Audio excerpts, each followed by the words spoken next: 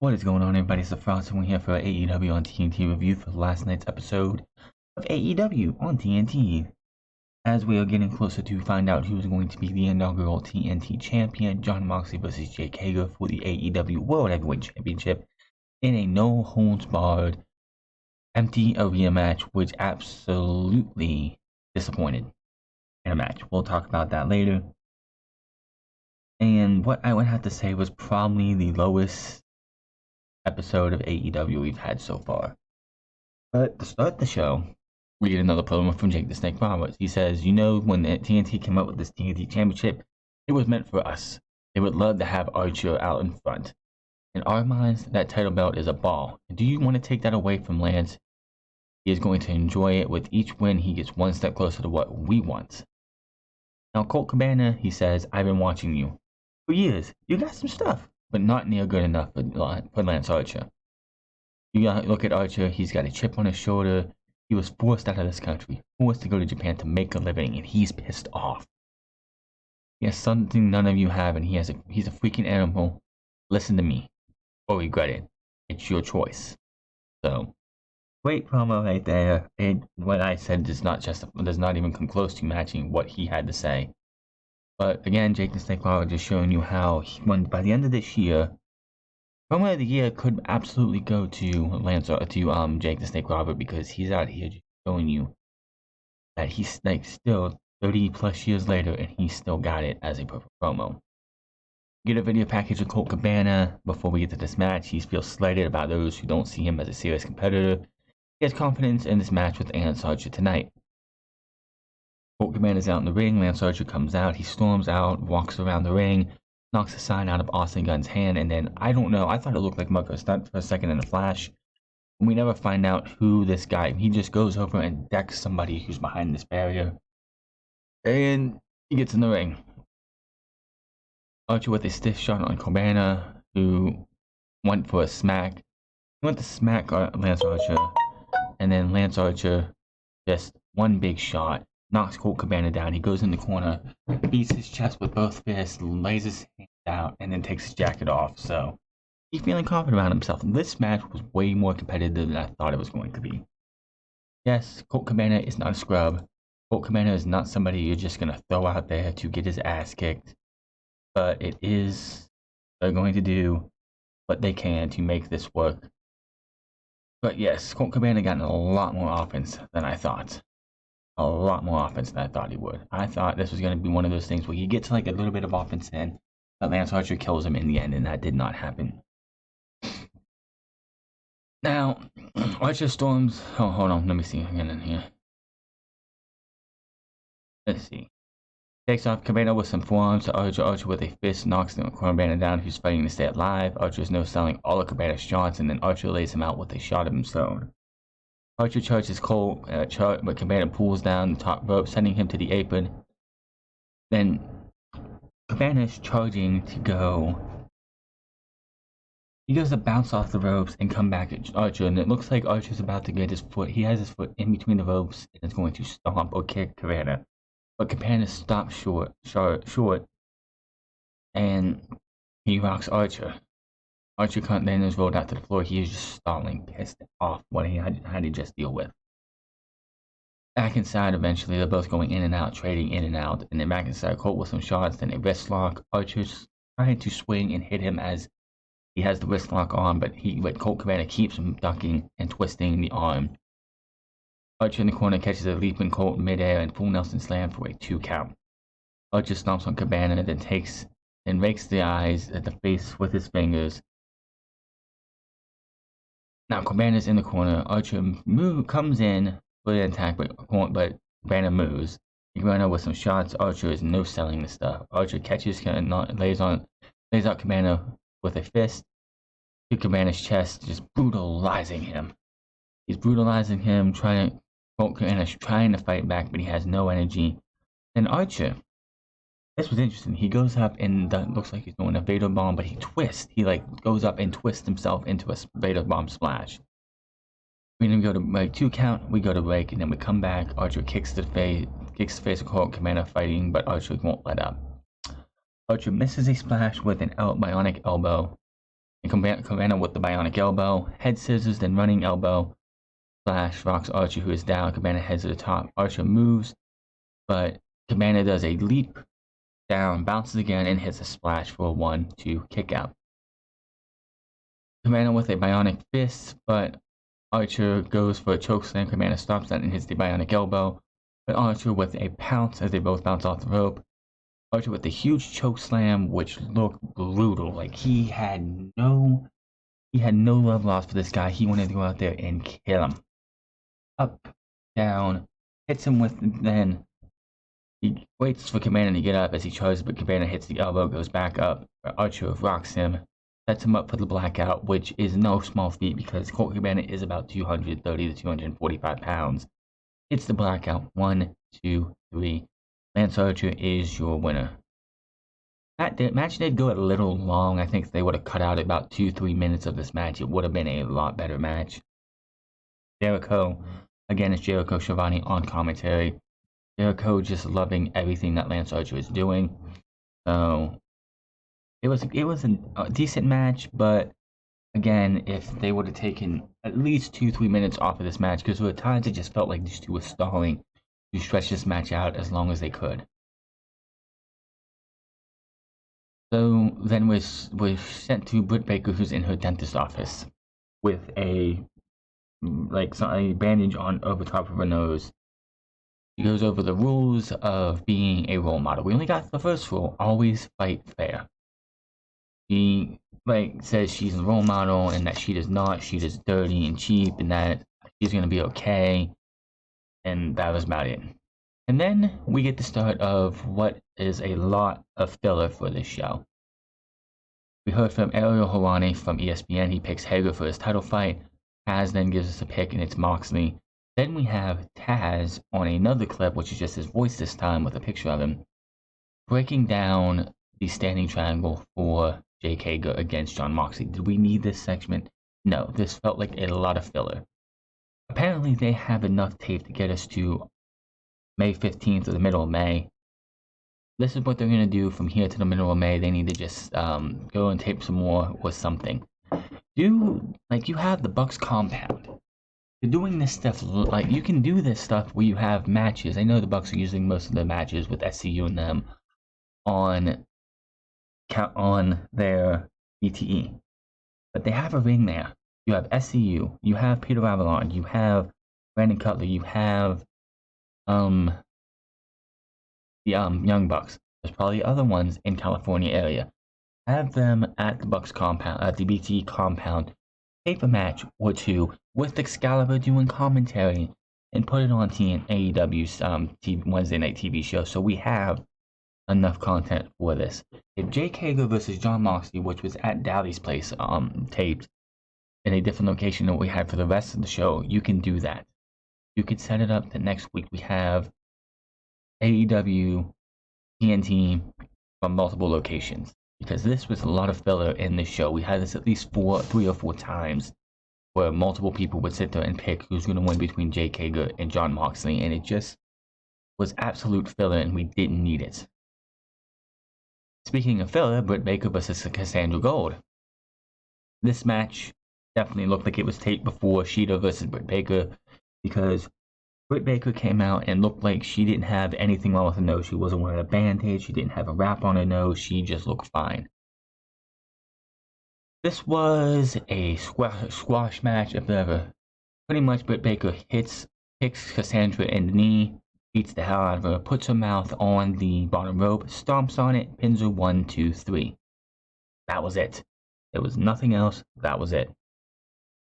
We get from Ron Funches, Mike Goldberg. We get a bubbly bunch segment, a bunch of stuff we didn't need to see, and then we get Sammy Guevara versus Shug D. This I thought was going to get another squash match like we had with Britt Baker and Cassandra Gold, but no, this was actually. And for the while there, it looked like Sammy Guevara was just going to be toying with Shug D. Shug D, of course, is the guy that Jericho calls Pineapple Boy because he keeps wearing a blue shirt with pineapples all around it. But Sammy is pretty much toying around with Shug D for the majority of the beginning of this match. He squats him 3 times, and Samoa drops him for 2. Sammy's loving himself, just enjoying all this. Almost gets rolled up by Suge D for a 2 count.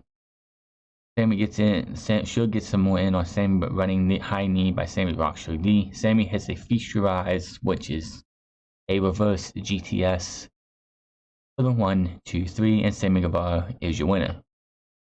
What could have been a squash match actually wasn't a bad match.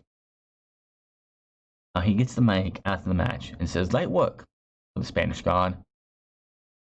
I can go more. I can go. Let's spoil what's going to happen in the TNT Championship tournament." Sammy beats the shit out of Darby Allin. Jericho just erupts in love and laughter, and when he just goes ballistic when this guy sits out there and says Sammy Guevara is going to beat the shit out of Darby Allin. Says, "Let me show you how I will beat the hell out of the face-painted weirdo." And then he goes over and attacks Suge D a little bit more, prompting Darby Allin to make the save, and that was that. Then we see Big John McCarthy, referee Big John McCarthy, pick Jake Hager, Excalibur picks Jon Moxley, Kip Sabian. And there we go. We just had this over and over and over. Definitely was filler. They could have got 1, maybe 2 more squash matches or 1 more decent match out of this show instead of all these. Oh, who's gonna win, Jake Hager or Jon Moxley? I think we got a little bit too many of those. Kip Sabian versus Chuck Taylor. This was a good match. Really good match. Not much really happened that was anything special. But until Jimmy Havoc started talking trash and trying to distract Chuck Taylor, Happy Ford beats up Chuck Taylor. Now, this was funny because the referee is distracted by not Kip Sabian, but Orange Cassidy on the opposite side of the ring where the babyfaces are. While that's going on, Penelope Ford is over on the other side beating the brakes off of Chuck Taylor. So Orange Cassidy really didn't help his partner in this sense. Now, Kip Sabian is down. Chuck Taylor's going to charge the ropes. But Penelope Ford gets up and takes her jacket off, and she's only wearing a her bra. Pretty much a bra. That causes Chuck Taylor to be distracted. Kip Sabian takes him down, and Kip Sabian goes over and gives her a kiss. And Jericho's like, "I wouldn't do that." And Ronnie's like, "I wouldn't do that either. That's rule number 10. I don't know what that means. Orange Cassidy then comes over, takes his jacket off to distract Sabian. Jimmy Havoc jumps the rails, who was over on the heel side, pulls Orange Cassidy down, hits him up, hits the "Don't Look Down," which is the Fisherman DDT. I'm sorry, that's not "Don't Look Down." The Righteous Kill DDT, which is the Fisherman Hook DDT, laying him out. While that's going on, the referee is distracted by Kip Sabian. Penelope Ford hits a top rope Hurricane Rana. 1, 2, 3. Kip Sabian is your winner. After the match, it looks like we do have an alliance here between Jimmy Havoc and Kip Sabian with Penelope Ford as they go up the entrance. And then we get Dan Sober picking Moxley, Ortiz pick Hager, Sammy Guevara pick Hager, Shawn Spears versus Justin Law. Squash match, Spears wins, not bad.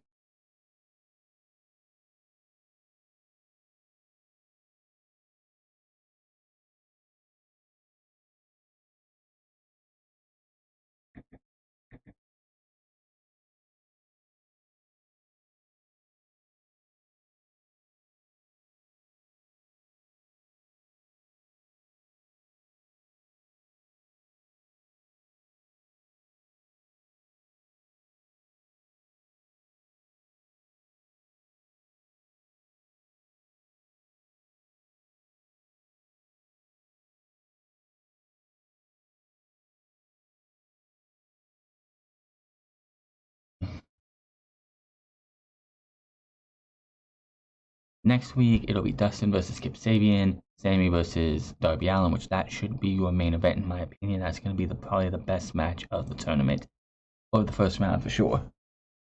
Brody Lee and Kenny Omega will be in action against unnamed opponents yet.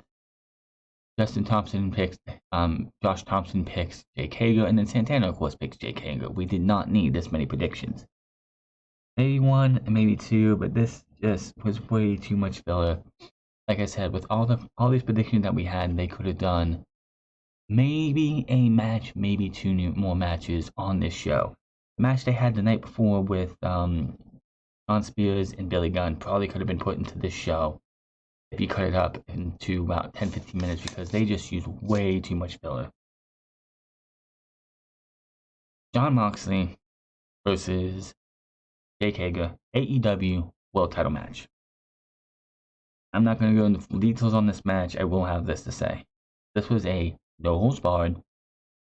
This was a empty arena show, an empty arena match, and they did a pure wrestling match for the first half of this match. They stood and they ran like I don't know what they were told they could do. I don't know what they were told they couldn't do. But my word, they stayed in the ring for 70-85% of the match. They were wrestling around in the match as if that's where they had to stay. They barely went outside. When they did go outside and Jake Hager threw Jon Moxley into the security ring, the security barrier, JR had the wonderful line, why do we have security rails if there's nobody here? All I know is this match disappointed. JR on commentary by himself in 2020 is a no for me. He doesn't have anybody to bounce off of. He doesn't have anyone to, keep him motivated and everything. 2003, JR had a call in a match between a TLC match for the World Tag Team titles. Kane defended his tag team titles with him and the Hurricane, I believe, against 4 other tag teams in a TLC match. Something happened to Kane, I can't remember, earlier in the night, and JR called that match on his own. And JR called one hell of a match that night. Of course, what happened after that match was the Katie Vick stuff. Let's not go into that. That was JR at his best. JR did his best. JR tried everything he could, but this just didn't do it for me, Chief. I don't know if it's Jake Hager. I don't know if it's WWE. I don't know if it's Jon Moxley. All I know is this match just didn't have it. Like, I was listening to Wrestling Is Over radio earlier in the day, and Jon Moxley was talking so high about this match and how great this match was going to be. You got a text from JR. Him and Jake Hager got a text from JR, pretty much, I guess, telling them that it made him proud to be in the professional wrestling business. I just can't. This match was boring, was bland. They wrestled too much in the ring. I wish they could have had more access. Having fans, having the ability, it's an empty arena show. Like, they could have did something. I know we shit on it and the fact that you had a no holds barred false count anywhere match for a last man standing match between Edge and Randy Orton at WrestleMania, PC Mania a week and a half ago. That was what I was hoping we would get here, is something like that. Well, not in the length, but the fact that they went all over the Performance Center. These guys stayed at ringside and wrestled at ringside and in the ring for the majority of the match, and it just bored the hell out of me.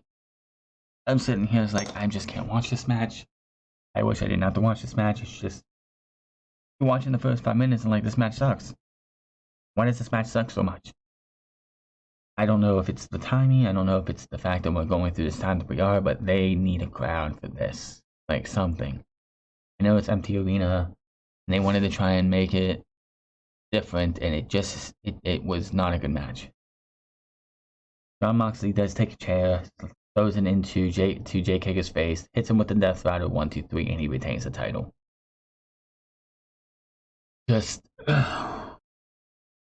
It was a big letdown. Major letdown. But I'm just going to say with that.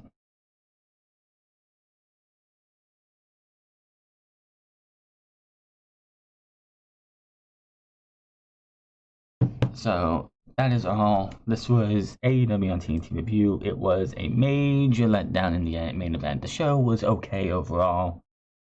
I can't wait till this stuff's over and we can get crowds back because wrestling needs a crowd. Plain and simple. Whether it's the DDT stuff we saw last week and just having like a Lance Archer beat up on Colt Cabana and then go up top to the up to hit the corner and beat his chest, like expecting to get some kind of reaction, and you don't have that reaction. If they're in the middle of a 15,000 seat arena with people in the crowd and he's beating his chest and putting in like just posing onto the crowd, they're gonna boo the piss out of him and he's gonna sit there and love it. You don't have that right now. This was an empty arena match. You weren't gonna have people there anyway. It was boring. Hopefully, we'll see what happens next week. We have Darby Allin versus Sammy Guevara, which I wish could be seen in front of a crowd. Dustin Rhodes versus Kip Sabian. Kenny Omega in a match. Brody Lee in a match, most likely going up against somebody in that crowd that we've seen recently. But AEW, TNT, not a good show in my opinion. But hit that subscribe button, comment down below, like or dislike this video, find me on Twitter at The France Club, find me at twitch.tv/The France Club, find me on Instagram at The France Club, and I'll see you guys tomorrow, or Saturday, for SmackDown on Fox. Until then, my name is The France, and I'll see you guys later.